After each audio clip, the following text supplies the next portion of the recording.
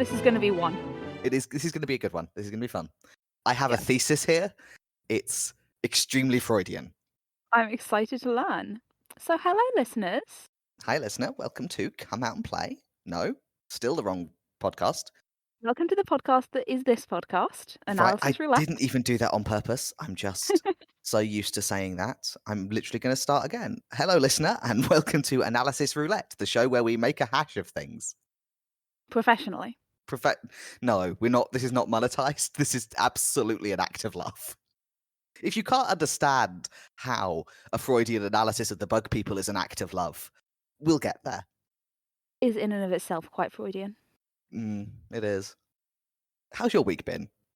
Well, apart from the listener will not be aware, so we should make them aware that in our personal timescale, we have just released the teaser in the first episode, and we're a little bit crazy about it.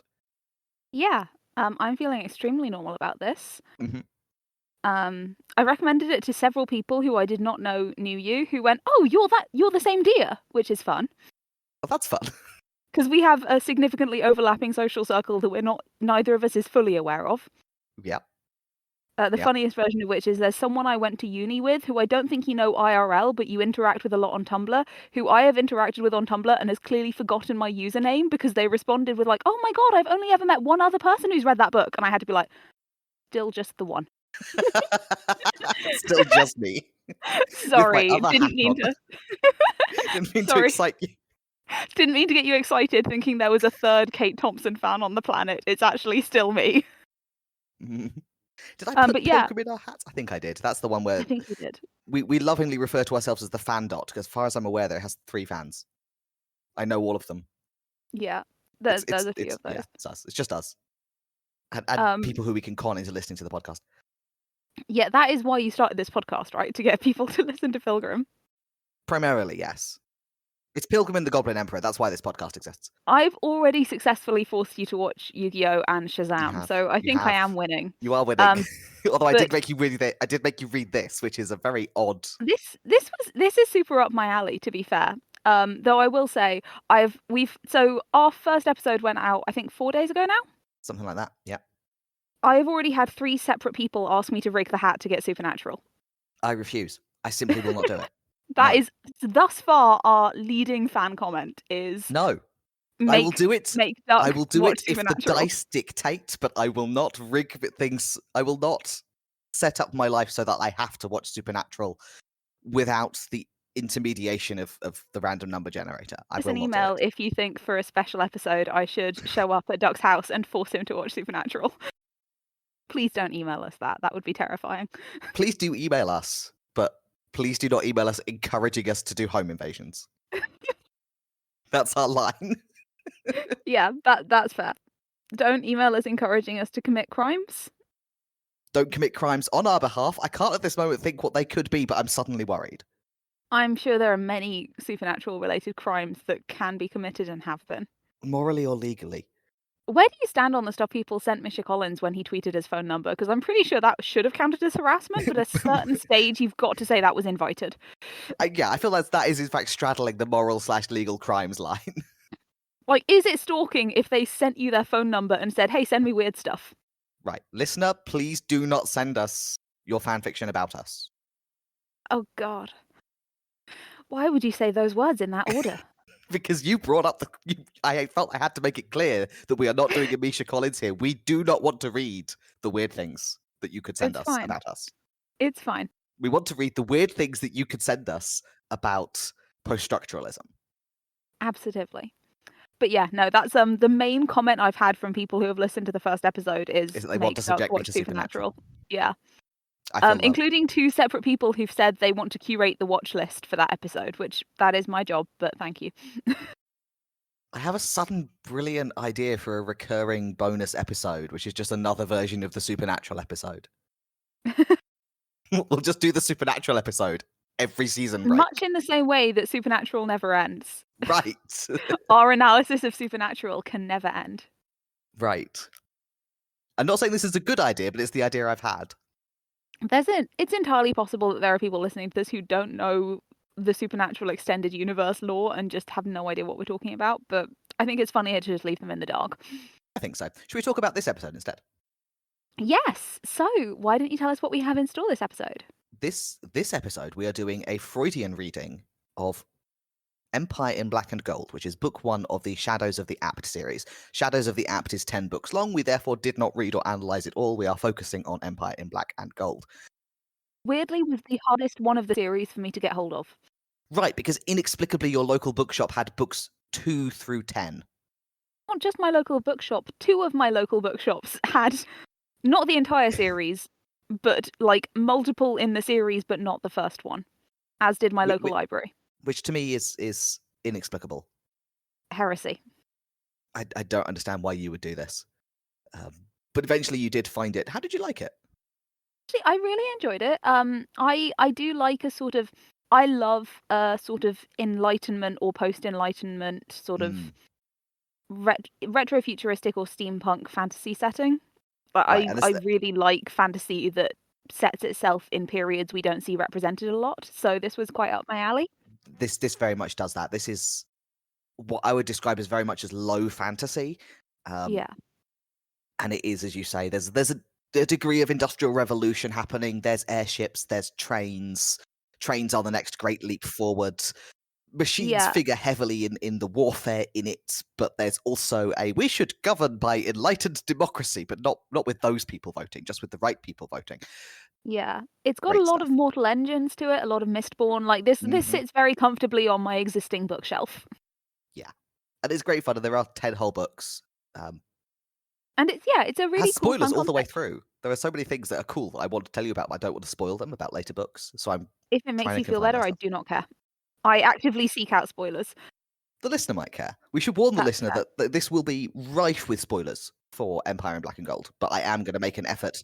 Dia doesn't have to make an effort because they haven't read the next 9 books. I'm going to make an effort not to spoil the next 9 books for the listener. If you finish this episode and you're like, wow, that sounds like great fun, you should pick it up and read it. I should put the personal connection on the table just so people are aware. Adrian Tchaikovsky, who's the author of these books, to my knowledge, I have never actually met Adrian, but I have a shared fairly small hobby with him, and therefore I have friends who are friends of Adrian. I don't think this significantly affects my analysis, although I would be embarrassed to read it out in front of him. But that's true of everything that we've done. It's just that slightly more plausible in this case. Yeah.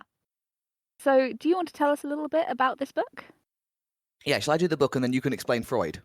Oh, Jesus. You definitely get the worst one of that deal, which is why I'm asking the question. Yep, sure. Okay. Let's do So, this. Shadows of the Apt has its it is set in a fantasy world all of its own. But instead of being elves and orcs and goblins, this is a world populated by humans, all of whom have a connection to an ancestral tulpa, is probably the word, an ancestral platonic form, which takes the shape or the concept of an insect, which guides them toward the ideal of what their people should be. This is in place of religion. Nobody believes in gods. Even like the weird mystics up in the mountains don't believe in gods. No. That's mumbo jumbo. We are sensible, rational people, and we believe in ancestral tulpas. To be fair, the ancestral tulpa thing gives them access to something called art, which is undeniably, obviously real. Yeah. I mean, people can fly. It's really not on the borderline here. If you have if your particular ancestor tulpa is one that gives the gift of flight, you can learn to fly. You can just sprout wings and fly. It's very hard to argue with that as something that doesn't exist. Yeah.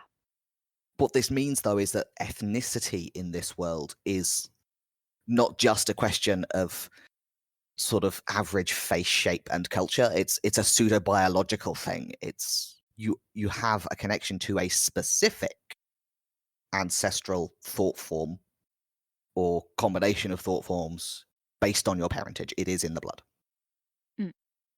There is also, and this is why the series is called Shadows of the Apt, a fundamental division in humanity between apt and inapt peoples. Apt people can do machines and inapt people can't. the inapt used to run the world.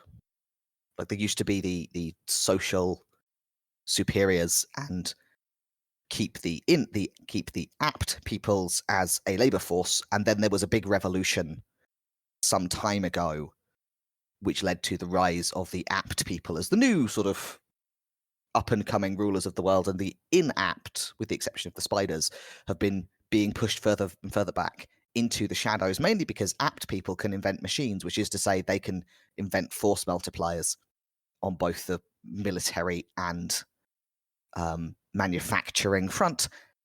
Inapt people cannot manage this.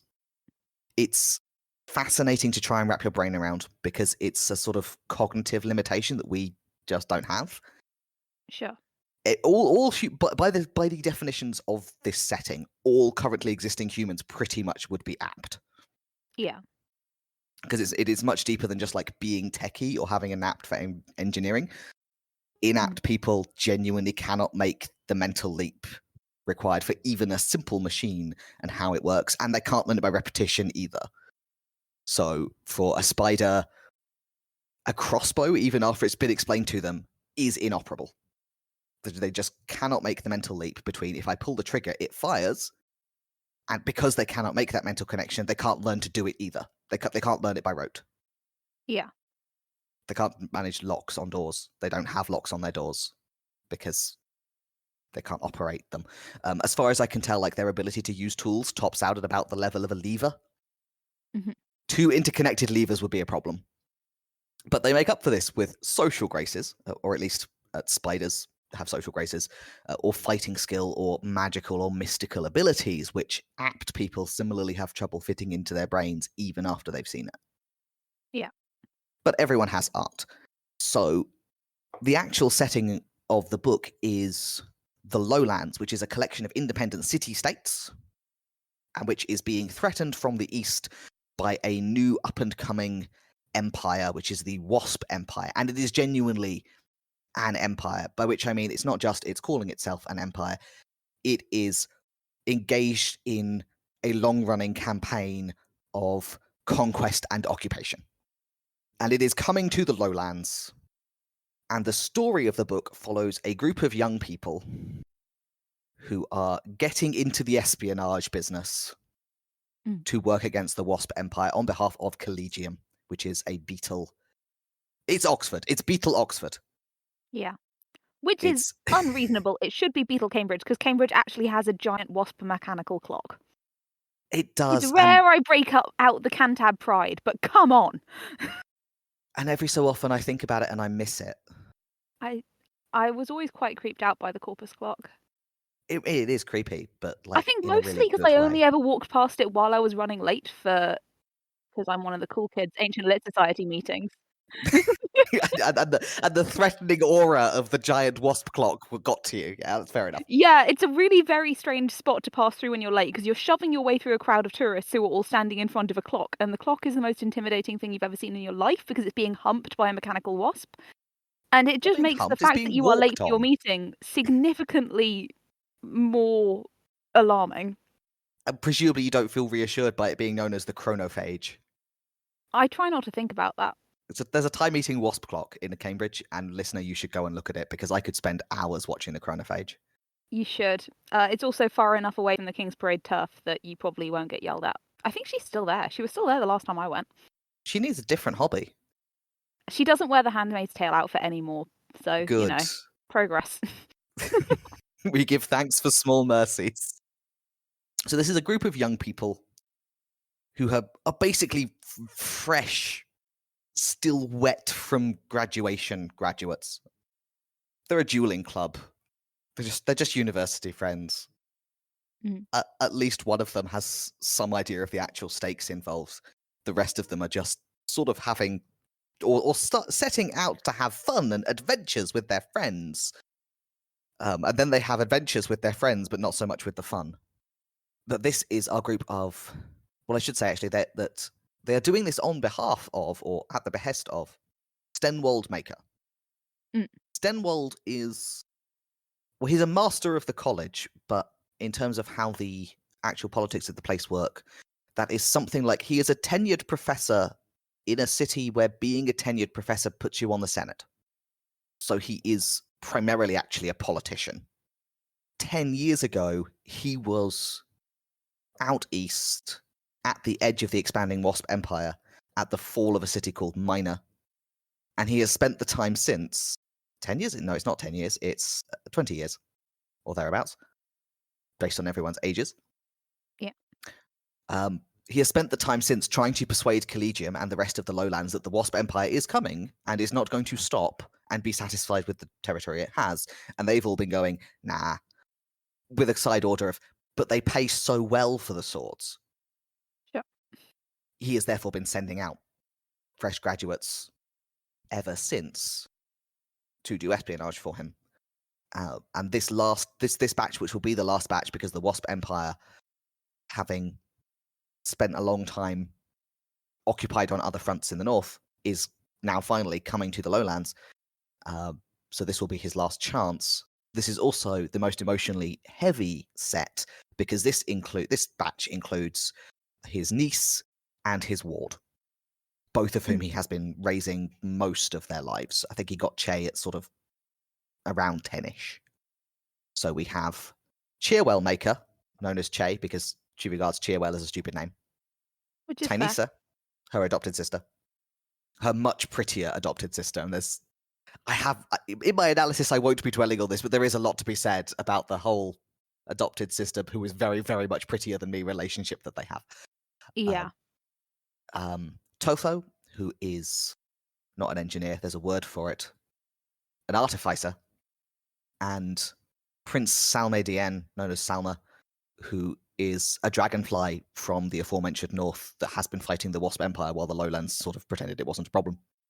This is a lovely echo of Stenwold's own past, because there were 4 of these people going off to face the Wasp Empire, insufficiently supported. His group had a beetle, that's him, an ant, a mantis, a fly, and a remarkably beautiful spider. This new group has a dragonfly, a half-breed ant beetle, a beetle, and a remarkably beautiful spider. Yeah. This is deliberate, reader.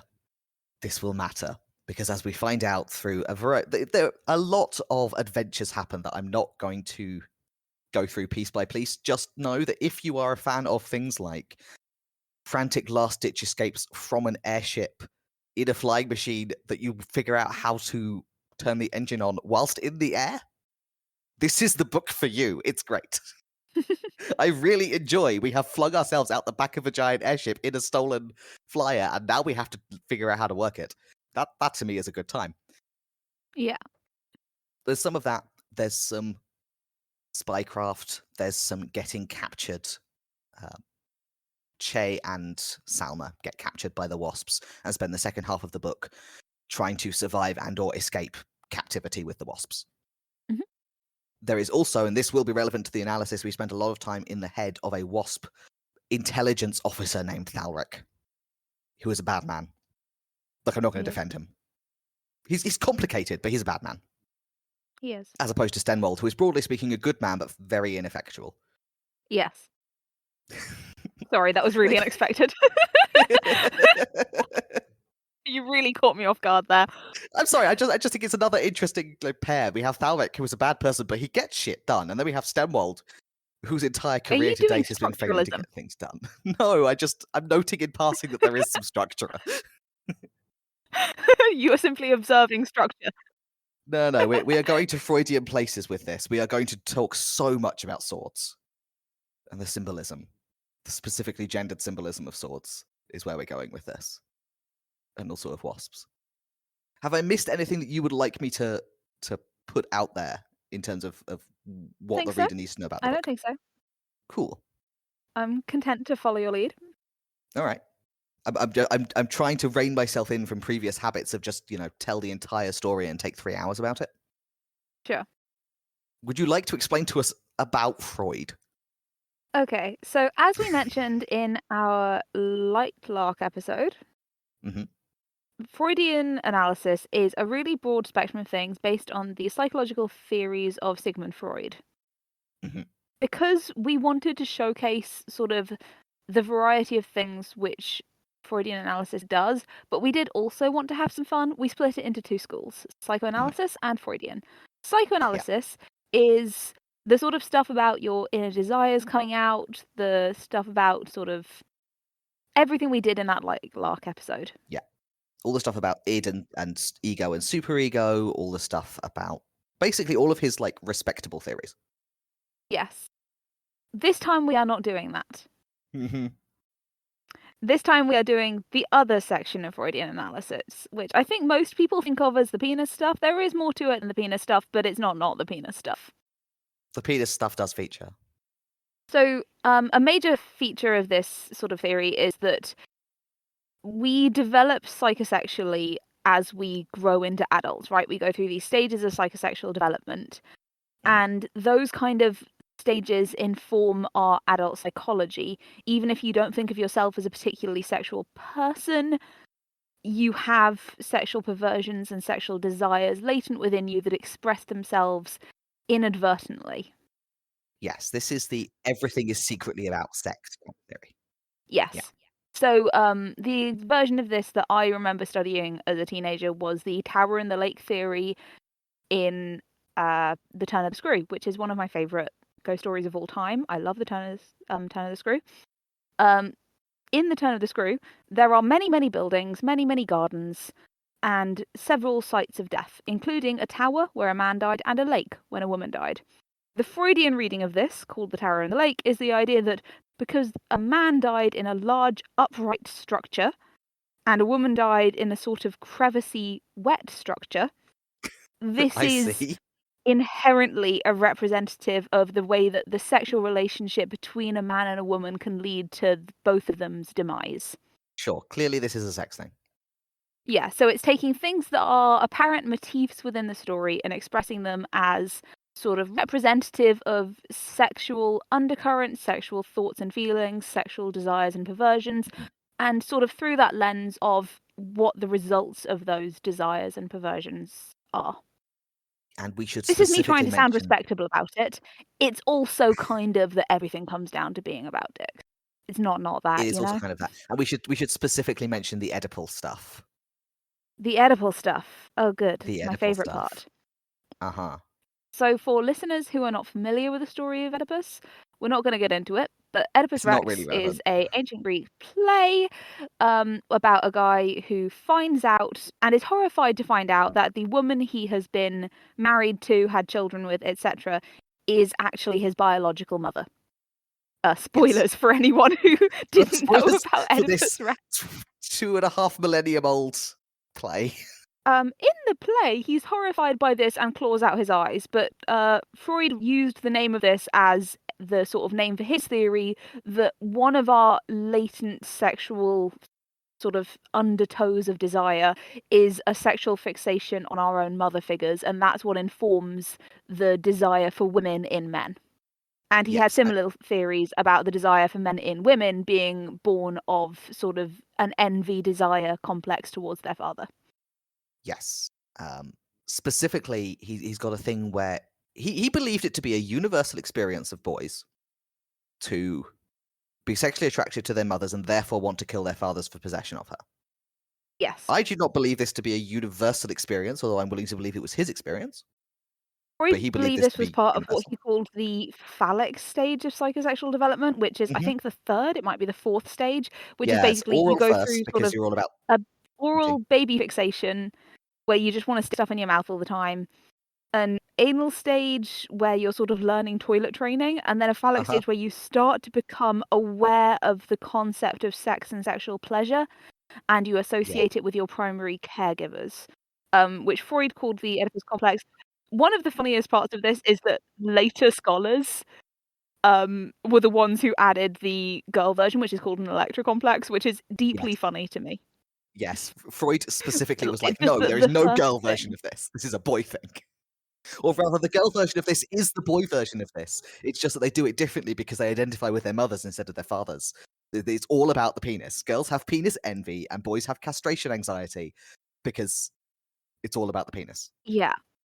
It's also the thing that I find funny about it is it implies that when later scholars were looking at Freud's work and going, what can we improve on? First thing they thought was this should be more gender equal.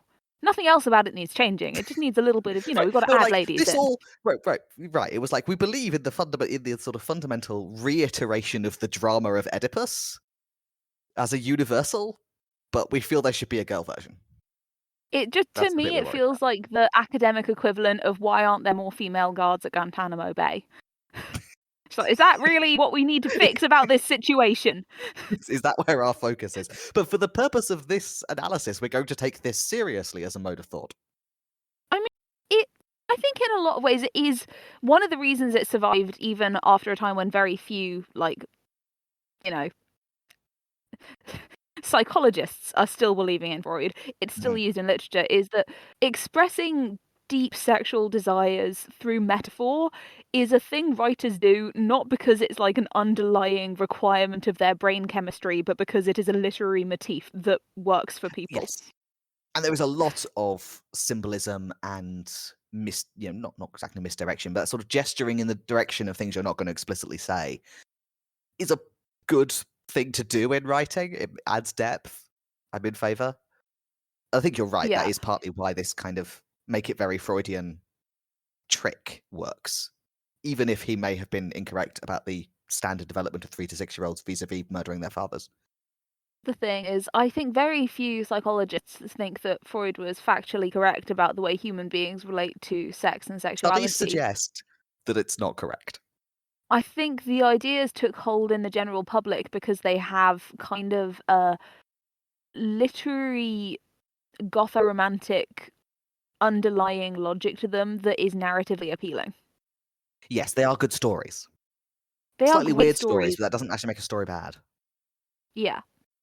There's a certain fascination to it as well. I think it does gain some power as a meme, as a as something that you would then in future remember and reference. I think it does gain some weight from being quite taboo. Like it has a weird Yeah. fascination about it because it deals with taboo subjects, which makes it more likely to stick in your mind. Yeah. And I think also Freud's ideas about sex, a lot of them focus on the ways that sex is expressed without self-admitting.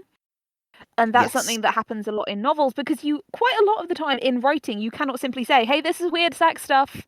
Just going to put up a little sign. This is where the sex stuff is." Unless you're Right. writing on fanfiction.net circa 2008. Right. It's slightly, and I'm saying slightly, but it is slightly easier in a visual medium because you at least can have your actors gaze weightily into each other's eyes and stand too close. But But you're like still sometimes, implying that this is a weird sex time rather than actually saying it. yeah, like a lot of the time just because it would be strange for the tone, you don't want to outright say like, "Hey, this dude is having some weird sexual thoughts about his sword." Right, then you're doing an essay instead of an action movie, and it's a different genre. Yeah, But we're gonna talk about swords. we're going to talk about swords.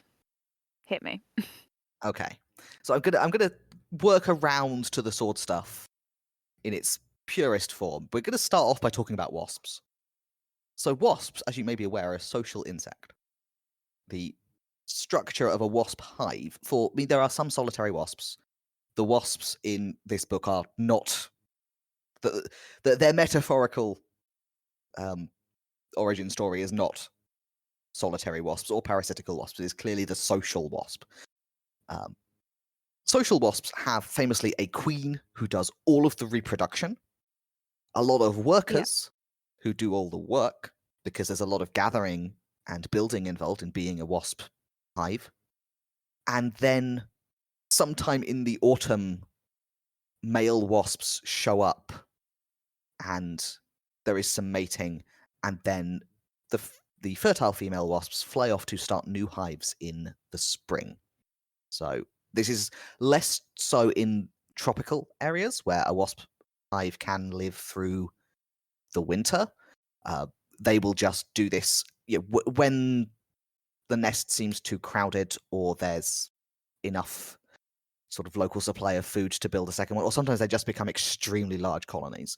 But in northern areas like the one that we and the author are living in, wasps die off over the winter, the queens hibernate, they pop out in the spring, and they start a new hive. which is why you can suddenly have a wasp hive in your attic. Yeah. The wasp empire, as we see it in the book, has a sort of similar structure in that there is a central ruling figure and a lot of resource gathering worker drones who are going out and doing the stinging and attacking and bringing back resources, except they're all male. So these infertile, non-reproductive female drones in the book are replaced by male soldiers. And I think that gives us a tension in their actual behaviors. Thalric, our intelligence officer, does atrocities in the name of the Empire, and he does it because that's what a good wasp soldier does. Yeah. But he, like all of the wasp soldiers, is constantly reacting against his own sense of inadequacy and his own sense of emasculation. This is a society of men at war who are all constantly trying to prove their masculinity all the time through violence. None of them feel secure. I'm going to posit, for the sake of this analysis, that this is because they are doing a woman's job. As far as their ancestral tulpa is concerned, this whole endeavor puts them in the position of the drones, and that's a female position. So it's inherently emasculating for a wasp to be in this position. Sure. Wasps, as a part of their inherent art, they can pretty much all fly, and they can all sting. They have a characteristic energy weapon, basically. They can shoot you with ball lightning, just because of... A great visual representation of stinging. Right, I really like it. As a way to make human people sting, it's really, really good. But the characteristic sting is delivered through an open palm, which obviously, obviously is a yonic form. I can see that, yeah. An open palm, Sorry, it's I like think a we vagina. need to define the term yonic. The yonic is opposite of phallic. So a phallic is penis and yonic is vagina. Yeah. But like in a scholarly way. But also the symbolic feminine in terms of genitalia, not necessarily, usually some kind of hole or crevice. I'm making the argument that the open palm qualifies, particularly because I'm putting it up in contrast to the sword, which is unquestionably a phallic symbol. So the characteristic sting is delivered through this open palm, this yonic form, as opposed to the sword, which obviously means penis, and which they prefer to fight with when they can. So we hear that the sting is tiring to use, but I think it's also apparent in the subtext and the choices of the characters. It's kind of the coward's way out. Real men duel with their swords, and the sting is a backup weapon. So when Thalric goes to... a group of men come to assassinate Thalric, and they all fight with their swords, and so does he. Even though stinging is an option, the stinging that happens is last-ditch options and often in the back. Like it is... almost a treacherous thing to do. And then he goes to assassinate the governor. He does it with his sword out, sort of man to man, and they have a sword duel, even though he's just had one and he's exhausted and he's probably going to lose. The killing blow there is delivered by an enslaved wasp woman with her sting. Mm-hmm. And up until that moment, everyone has forgotten, and the reader actually doesn't know that wasp women can sting.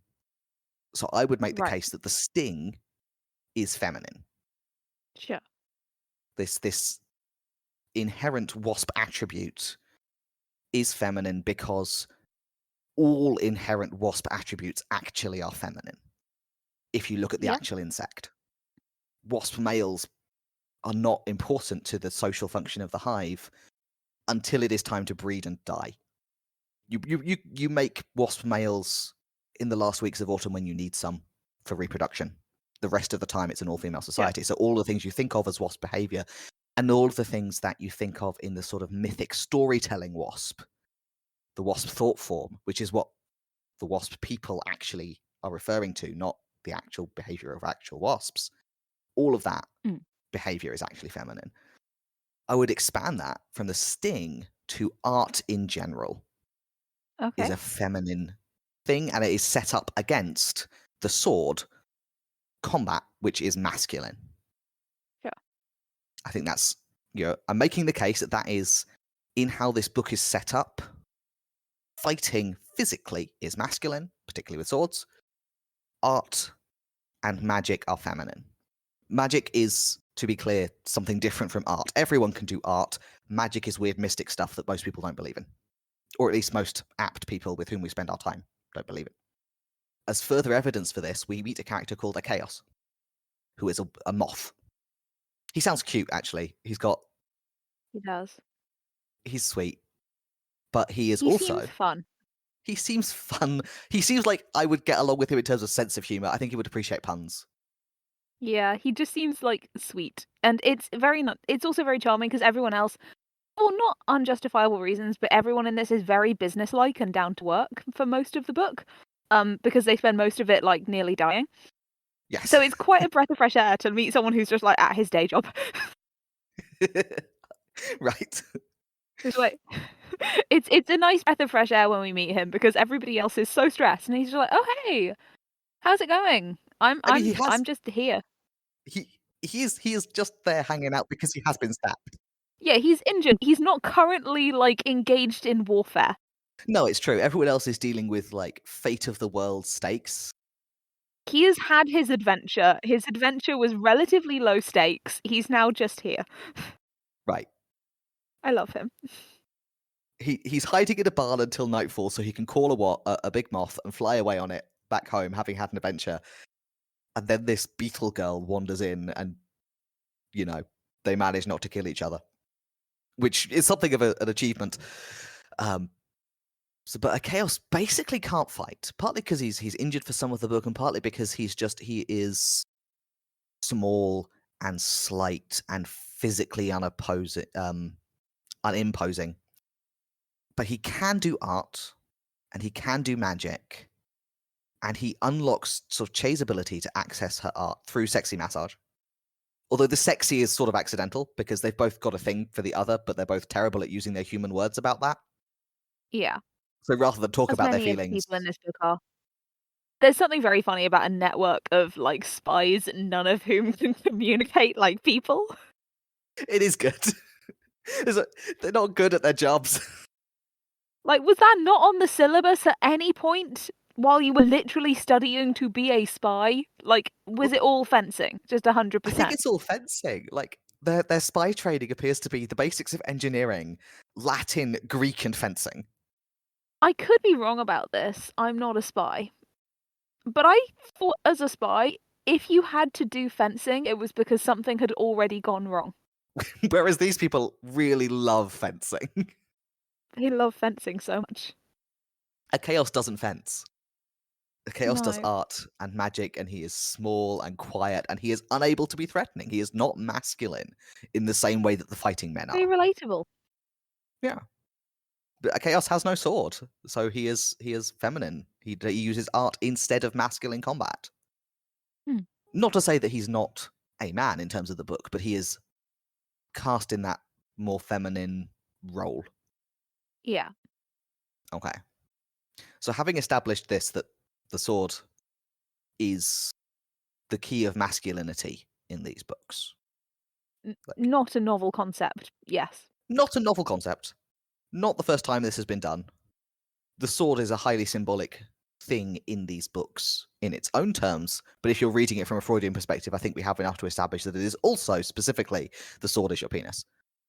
Yeah. So, let's talk about Tyneisa and Tisamon. Okay. So, Tisamon is a mantis, in the same way that Cheerwell is a beetle. The mantis thing is that they fight. I actually love the mantises. The mantids are a ancient and tragic people who are gradually dying out because they are just too damn proud and stubborn to be anything other than superlative fighters who can't get along like human people. And I love Yep. them. The mantis story really works for me. There's a line in way toward the end of the books, like book 9 or 10, way toward the end of the books, where someone says that the mandate of the mantids is to fight, and how different it might have been if their mandate had been to win, which I love. I just love it. They have so many good Yeah. scenes as people. Read these books and then you can understand my love for the mantids, who get some really good scenes in like books 9 and 10. I'll take your word for it. And also eventually come to a diplomatic summit and they bring one of the giant forest mantids to be their ambassador.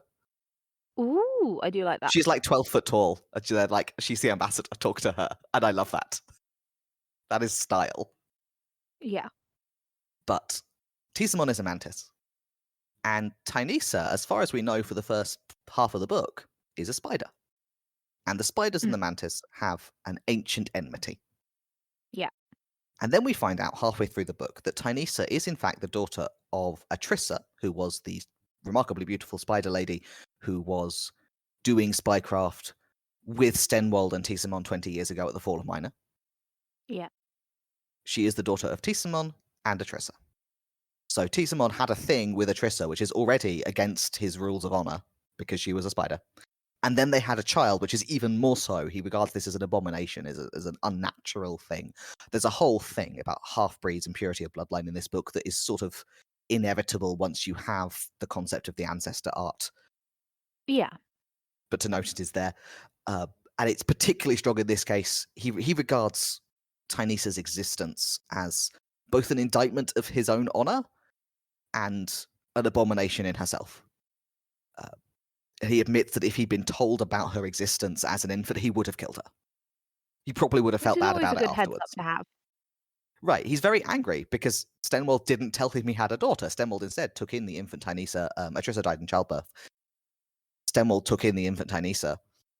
And Tisamon is like, you have grievously wronged me by not telling me about my child. And Stenwald is like, yeah, if I'd brought you baby Tynesa, you would have killed her. And Tisamon thinks about this and says, yeah, I would.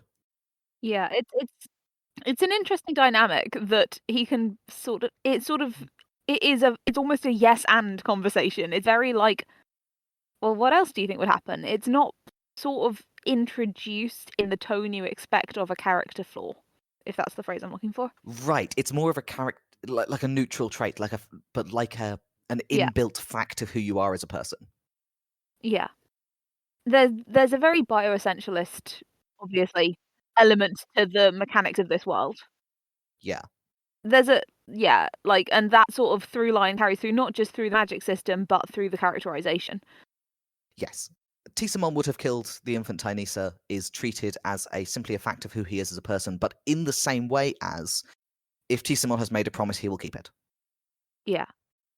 Regardless of how stupid that promise was or how bad the consequences of keeping it are going to be, and him knowing that, if he's made a promise, he will keep it. I know this about you as a person. I also know that your hatred of half-breed mantis spiders is such that you would have killed this child. So I made my Mm. decision based on this fact I know about you as a person. And Tisamon is like, actually, I've thought about this, and you know what? That's fair. I also really enjoy. He's very, very angry because he's had this shock, and he goes away and thinks about it for a while. And then he comes back and he's like, so I thought about this. And my people really believe in keeping grudges and taking vengeance. But to do that, we have to really understand, what crime was done against us. So I was trying to nail down exactly what crime you did to me, so that I could properly take vengeance against you. And I realized I couldn't work it out.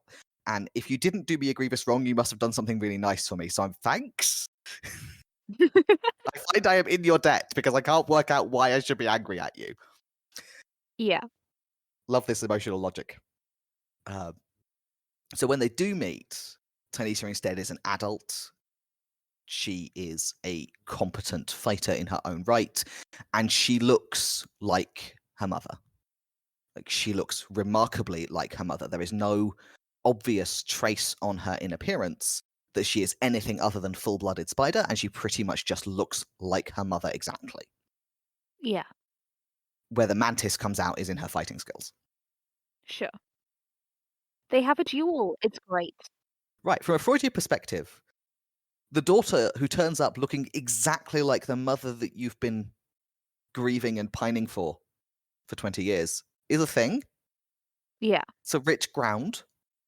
And at first, Tisamon can't accept that she exists. And then he moves on to kind of ignoring her except when they are stalking the enemy together, which they do very well and with an instinctive cooperation because they're both mantises. Tynesa, reasonably so, is not a fan of this behavior.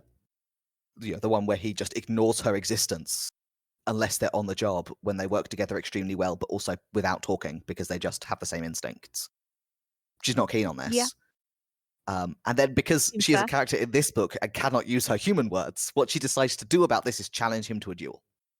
It's great. I love that that's the way she handles this problem. She challenges her father to a duel by the sword for his love. It's It's so good. such a vibe. I love They're it. in a storm sewer at the time. It's so melodramatic. They are escaping from the governor's palace in occupied Minor with the freed prisoners.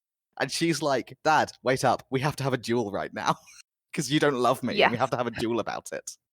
It's so good. It's so melodramatic. I love it so much. There's a lot of those scenes in this book where it's just like, hold on, plot, roll yourself to a stop. We have to be dramatic here. We have to There's have a a lot of moment. cliff tops, a lot of dark tunnels, a lot of sort of, Mm-hmm. you know, sort of rooftop chase type imagery Yeah, there's a couple that of very is good just rooftop there for the chases. drama. There's a lot of moments that are just like, everybody stop, I'm posing. Honestly, this book would make such a good video game. It really Like you've would. got like you have a fight, you have a gameplay sequence of like working your way through the tunnels and stealthing through the city and fighting the guards, and then you stop and have a cutscene for the drama, and then you get back to going through the tunnels. It's great. It's So great. they have this duel down in the tunnels as they're escaping, and it's not a show fight. They are both using live blades, and to all intents and purposes, trying to kill or maim the other. It's a real fight. You can't really fake fight if you're a mantis. The mantis fighting ability only kicks in when you're using a live blade and you're fighting like you mean it. Yeah. So they're fighting like they mean it. I think they both blood each other, but the duel goes on. Yeah, it actually takes a while, is my impression. Right, it's several exchanges of blows, like long enough for her to go, oh, he's faster and better than me, and all I can really do is hold him off. Mm. Except I look like my mother, so I'm going to use the fact of looking like my mother to throw him off his stride. Like every time he gets a good look at my face, he like hesitates just a little bit, so I'm going to use that as my weapon. It's interesting tactics. Yeah. Also, she has a lot of time to think in this fight. Right, it must go on for a long time because she has the time to think about her tactics and that she might die. Yeah. Which is not my experience of the admittedly very small number of real fights I have been in, is that you've got time to observe, like, oh, his facial expression indicates. Right, my impression is they tend to be quite fast when you fight for real. Yeah. This one takes a bit of time, and he does not stop until he breaks her sword. Yeah. We have established that swords are both symbolic of the penis and of the underlying masculinity. So this breaking of her sword is a symbolic emasculation, which is what enables him to accept her as his daughter. And then he gives her a sword. Yeah. So the sequence of events here is that she challenges him to this contest of wills. As his daughter, she is having this combat, this potentially murderous combat with her parent to win his love. He breaks her sword, which is to say he breaks her pretense of masculinity, renders her properly feminine and also properly unempowered in the face of masculinity, because that's also a Freudian understanding of masculinity thing. Yeah, Freud had this theory that essentially implied that as soon as a man exposes his penis, women would just sort of melt into like a sugar cube dripped in water. Yeah, he was a strange man, and his theories are odd. Which, to be fair, is what a lot of people seem to think now, so maybe that's just a thing some people think and always has been. He's just the Also one possible. who was brave enough to write it down in a scientific paper. It's like, hey, we all think this. This You is know, good and that seems to be reasonable. the expression that seems to be the response that flashers expect. Yeah, as opposed to, My anything college else. had a flasher the first year I was at university, and they sent an email around all the students advising that if he accosted us, we should point and laugh because he would go away. Yeah, that seems likely to work, honestly. Yeah, because I don't know what he's expecting us to do. Like, I'm not going to run screaming. It's just, penises are just not that scary. They don't blast, like, psychic damage rays, you know? It's just a As body we have part. established, the sting comes from the palm, not from the penis. Like, I could be wrong about this, I'm not an expert, but my Yes. impression isn't that, like, you unveil it and women just immediately crumple to the floor. Yes, I think Freud basically equates sexual violence with the penis, as opposed to the penis being a tool that some people use to commit sexual violence, which would be my view. And also, I think in a weird way, Freud kind of throughout his work equates the concept with the physical reality. So, like, seeing a Mm. penis or hearing the word penis or even thinking about a penis is like a physical act to him. Yes, it's not really distinguishable from all of the symbolic meaning the penis has. Yeah, it's kind of like if you ever talk to someone who was like raised like very, very religious in the States, like in an area where they have very Mhm. strong nudity taboos, and like reference casually that like I live in a one bathroom house because I'm from London. Like I've had occasionally they'll be like genuinely surprised that family members share a bathroom, and you're just like, The how do penis you does not get through actually life? Like contaminate the genuinely. bathroom. Like, how do you go about your life just scrupulously avoiding any room that might have had an uncaged genital in it? It seems very inconvenient. Like, there are so many places you can't go. It must take up so much of your brain space as well. Just imagine having to run the penis tracker software all the time. There's so much planning involved. Right, Like, I once walked in on a housemate on the loo the first day I was in that house, and I'll be honest with you, it didn't traumatize either of us. It was mildly embarrassing. right, right. I agree. It is embarrassing to be in that circumstance, but it's not like the end of the world. It didn't rewrite my brain chemistry. And to be honest, mostly because of the gross bodily functions rather than the genitals. Yeah. Like, Like, what's gross you about know, that is I don't want to walk in on you while you're pooping. yeah, it's a thing of, like, it's not I don't really this is the one part of Freud that I actually really struggle to get my head around is the sort of and it's one that I think actually I'm not on my own, actually in a minority of not understanding, is I really don't get why a lot of the stuff he seems as inherently sexually violent is seen as inherently sexually violent, because a lot of the time it's just a penis existing. Yeah. And, like, he had one. Surely he knew that at times he was not using it for violence.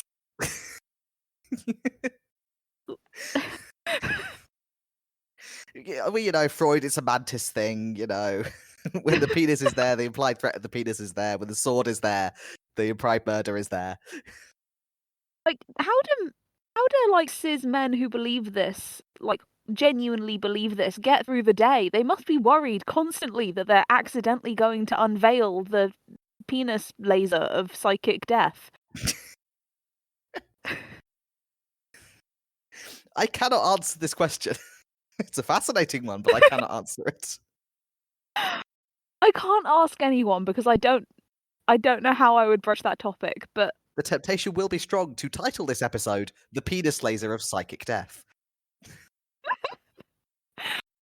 yeah. I Instead, did this to us. I am also tempted to title it The Sword is My Penis, but that's less that's less controversial in the realm of Freudian theory.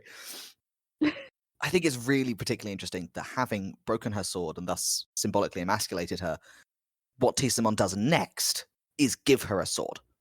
And it is the sword that he has been carrying around for 20 years with the intention of giving it to her mother. And it is an ancient sword of mantis forging, and it gives her the implied right that he is going to train her, and then possession of this sword and his training, despite her being half spider, gives her the right to go to the center of the mantis martial art semi-religion and prove herself as a weapon master, which is the elite club of mantis murderers, or at least mantis martial artists. But they don't fight except to the death, really. So it's difficult to distinguish the two with mantises.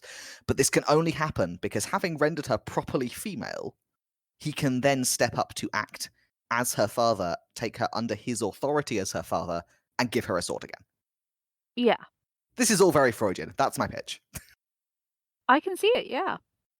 So that is my thesis: is that everything with Tanisa and Tisamon is basically about masculinity as masculinity, which genuinely under Freud you can pretty much define as personal agency, and the subordination, eventual subordination of that agency to your father because he's stronger than you.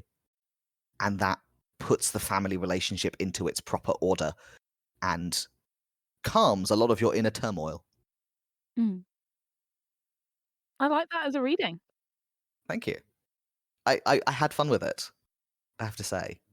I was reading along going, oh, there's some interesting stuff here with my much prettier adopted sister stuff and the Totho's thing for Che and so forth. And then I got to that duel and I was like, oh, I have found the Freud.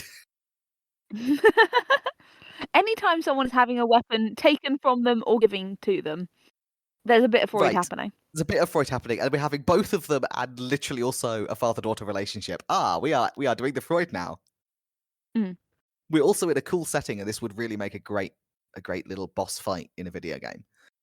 But that's irrelevant. Oh, it would. This would be a very neat little video game. I could see that. This book would make a great video game. I genuinely think that. Though if it was a video game, I would want people to have more like visible bug attributes. Yeah, although everyone has bug spiritual patrons. No, everyone appears to look just like regular human. Look human, and my impression from the back cover that I like browsed before I read this was that people would have bug attributes, and I was slightly disappointed. I agree. It is slightly disappointing that all the people are just like regular people shaped. Because you never get insectoid humans apart from like cute girls with wings. I was hoping for mandibles. We don't get any mandibles, but we do get a cute boy with wings. We do get a cute boy with wings, but he doesn't have mandibles, and I feel let He down does by not that. have mandibles. Would Che still like him if he had mandibles? I think she should. I hope she would. Also, she does learn to fly, which deep envy. See, all that makes me think of is that one interview with the creators of Teen Wolf where they said the way they designed the werewolf, like wolfed out look, was they wanted it to be a werewolf you could kiss, and it's like the dumbest, most obstructive prosthetic face you've ever seen in your life. I'm That's just not now how you like do thinking, it. imagine mandibles that you can kiss. I'm just like, no. You can kiss any mandibles if you're not a coward. Yeah, you can kiss any werewolf, you can kiss whatever mandibles you want. I'm not the kissing police. We have a little bit of time. I think we're finally learning how to keep time. Right, I managed to get in my analysis in, I think, about an hour, which means we do have time to discuss the most important question you can discuss in any situation where a book presents you with variations and factions of unhumanity, which is, of course, which of the Kindern would you want to be? Oh, I don't know. What do you think? I As if feel... you. For me, I match perfectly the description we are given of beetles, which is that I am slow, fat, and clumsy. But I match the body type we are given of beetles absolutely perfectly, but I have a definite attraction to the old inapt races. Like, Yeah, I clearly am a beetle, but I wish I was a dragonfly. that's fair. I vibe so hard with the dragonflies. They seem so cool. They are so cool. They just a lot of them just like there's a few that I because I haven't read the rest of them haven't Uh-huh. encountered to an extent, and I love that some of them I just love that they're included. Like I love that there's fireflies. I love that there's assassin bugs. You can possibly tell I did some poking around on wikis to just find out a bit more about the world. It's like there's just fireflies going around who can shoot fire out of their hands. That's so cool. This is I not your just think cold that's neat. chemical glow. They're like, nope, we just do fire. We're like I flies, love it. but arsonists. I know. I just a lot of the world building for this is just genuinely very fun. There's a lot of like strange creatures going on, and Yeah, I just think that's neat. you've got flies who fly planes because Dude. their own wings just are not fast or threatening enough. So they're flies who are piloting orthopters, which is like having a bigger fly that you're wearing, which I love. I don't know what I would be. I do feel, please don't take this as an insult, that in the paradigm presented by the books, I think you might be inapt. I do think so, yes. And no, I think we can assume anything that involves not being able to handle delicate machinery or understand science is definitely me. I have broken 4 phone screens in the last like 5 months. Yeah, it just seems like that's your side of humanity, is the side that is cool but not technical. Yeah, I think I vibe most with the moths, to be honest. The moths are very good. The moths are great. They're a wizardocracy, which I always admire. They're they're just a little bit they're the kind of spooky that appeals to me. And their whole, like, what they spend most of the book either being isolationist or, like, flying down to the local mine armed with short bows and daggers and just arsoning some things because they don't like the mine. And again, I appreciate that kind of They're direct action. also To be honest, they're also one of the only, like, inapt species that we get anything of in this book, which is, to be fair, the only one I've read, whose defining Mhm. trait isn't either being very powerful or very hot, and I'm definitely neither of those. The moths would let you achieve your lifelong ambition of just wearing a giant shapeless robe at all times. Yes, I would just like to wear a big hood and do spooky magic in a cave. I support you. And to be fair, I fucking love moths, so Moths are I'm happy good. with that. Like, moth breeder is such a career. Yes. Breeder of giant, like, Shire horse size moth steeds. Perfect.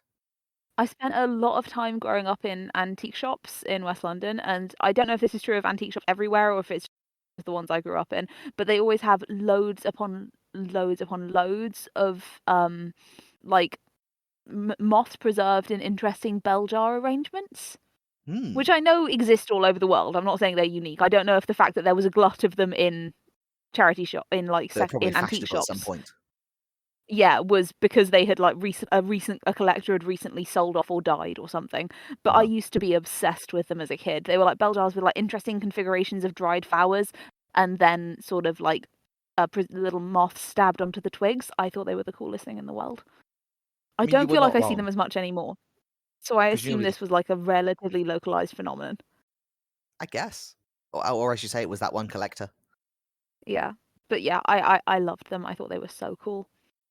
Unlike wasps, which I'm very proud of myself for getting through this entire podcast without admitting, I'm kind of ashamed of it because morally I disagree with like hating any kind of animal, but I am one of the people that's deeply creeped out by moths. Not I moths, I wasps. I have I have got a wasp phobia. I did once come home from a LARP event and discover that because I had left my window cracked, I was on, like, the 3rd floor, so it wasn't like anyone was gonna climb in. Having left my Mhm. windows open because it was gonna get really hot in the building otherwise, there were 3 wasps in my bedroom, and, I spent that night on my living room sofa because I just ceded the room to the wasps. That's valid. I've actually never been stung by a wasp because I've been quite scared of them since I was a little kid and I just sensibly avoid them. And I think the Yeah, longer you go without being stung by a wasp, the more you sort of subconsciously build it up in your head to being about on a level with having an arm amputated in terms of pain. Like, I know logically that this is not the case, but because it's never happened to me, in my head, I'm like, yeah. "Well, it must be the most painful thing that could ever happen to a human." I have a phobia of all stripy flying things because there was an incident with a bee's nest, which you'll note is not a wasp nest. So I don't think I've ever actually been Yeah. stung by a wasp because there was a bee. Well, there were a couple of bee incidents with no lasting effect, and then there was a bee incident, and now I'm scared of all stripy flying buzzy things. Oh, But not allergic to yes, them, but my mother is, and in the way that children just mimic, you pick I up on the learnt terrible bee and danger of wasp wasp. avoidance. Yeah, yeah. Yeah, despite the fact that they do not pose a danger to me. Like many veterans of the war in the lowlands, we have wasp phobias. Yeah. I'm generally quite fond of bugs. I really like spiders. I think they're super cute. I Spiders are love great. moths, but I'm quite scared of wasps and bees in general. I get quite unnerved by flies, to be honest. I'm okay with flies once I've gotten enough of a look at them to know that they're not gonna sting me. The sound, it just activates a Mm, subroutine in my brain called "Get out, you're gonna die." yeah, that's that collective subconscious coming back into play. But that again is Jungian, not Freudian. I think we've completed our It Freudian is. analysis, and I think we should roll I think dice. we have. Yes, I'm gonna roll some dice. Where's my random number generator? Oh, actually, first we should discuss whether we're putting this back in. Oh, yes. Do you want to put this back in?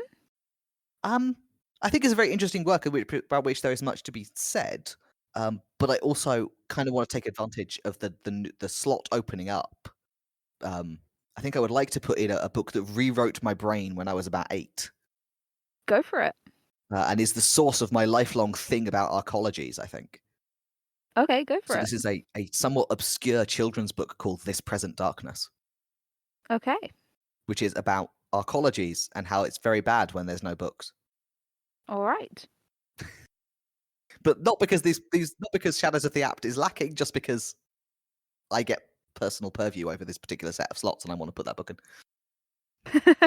Yeah, this is the set of slots where we force each other to consume media. Mhm. Mhm. Okay, I'm going to put that in. God, where is it? Da, da, da, da. There we go. And what was it called? This Present Darkness. A gorgeously ominous name, especially for a children's book. It is. So we're down to 10 schools of analysis, which is very exciting. That is. It's limiting our options. But there's some fun ones in there. 4. Conspiratorial! Oh, excellent! Oh, this is going to be fun no matter what I get. And I'm going to roll a 101-sided die, and I got 30. Oh, what is that? Oh my god. Speak. It's the Addams Family. Yes. I'm so excited. This is going to be so much fun. What conspiracy lurks behind the Addams Family? What secrets does the Addams Family have to tell us about the reality we live in? The things they don't want us to know? What secret message from the beyond? Oh, this is going to be so much fun. Oh, okay. Quick question. Which Addams Family properties have you and haven't you consumed? I have seen the films that everyone has seen. Okay. So, The Addams Family and Addams Family Values, which is the one with the summer camp. Mm. I think I have seen some degree of TV series, although in my head it is very mixed up with the Munsters because I was a small child at that time when I was watching Yeah, it. and they were always on in the same, like, Yeah, weekday I did morning not have a slot. clear mental separation between the two properties. I think that's the only Addams Family stuff I have consumed, but I enjoyed them, so I'm willing Okay. to experience further Addams Family content. Terrific. I might send you some Addams Family to consume. I'm so excited for this one. I'm stoked. This is going to be good.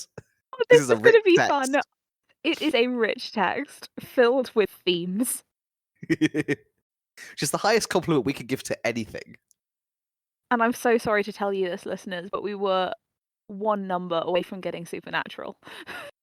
I am spared again. For at least another I 2 should have weeks, just I am lied. spared. Okay, let's go and Okay, watch we'll see you Addams in 2 Family. weeks. Goodbye, guys. Bye. You've been listening to Analysis Roulette, a podcast applying a randomly selected mode of analysis to a randomly selected creative work, just to see what happens. Your hosts have been Dia and Duck. You can find us on Spotify or on YouTube, and if you'd like to get in touch, you can send us an email at analysisroulette@gmail.com. And remember, if you like our show, share it with your friends, and if you don't like our show, share it with your enemies. Thanks.